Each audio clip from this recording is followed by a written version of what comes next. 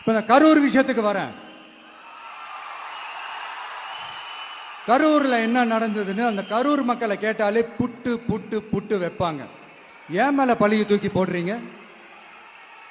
என்னமோ நாங்க அரசியலே பண்ண மாட்டோம், இந்த விஷயத்துலலாம் நாங்க அரசியலே பண்ண மாட்டோம், வீடியோ போட்டுவிட்டு போய் சட்டசபையில் உட்காந்துக்கிட்டு ஏன் மேல பழிய தூக்கி போடுறீங்க? லேட்டா வந்துட்டாருன்னு போலீஸ் கொடுத்த டைம்ல நாங்க இருந்தேன். நாமக்கல்ல இருந்து கரூர் வர வழியில இருந்த மக்கள் எல்லாரையும் நான் என்ன அம்போன்னு விட்டுட்டு வர சொல்றீங்களா? நாமக்கல்ல இருந்து கரூருக்கு நான் எப்படி வந்தேன், எவ்வளவு நேரத்துல வந்தேன், உலகமே லைவ்ல பாத்துக்கிட்டு இருந்தது. வாய் கூசாம ஏன் மேல பழி தூக்கி போடுறீங்க? ஒரு மனசாட்சின்றது வேணா? சரி, நீங்க தான் எதுவுமே பண்ணல சார். அப்புறம் ஏன் சார் 20 வருஷமா கரூர்ல மட்டுமே, கரூர் பகுதியில மட்டுமே போட்டி போட்ட உங்களுடைய ஒரு அடிமைய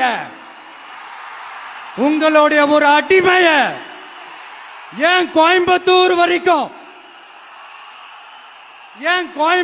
வரைக்கும் ஓட வச்சீங்க?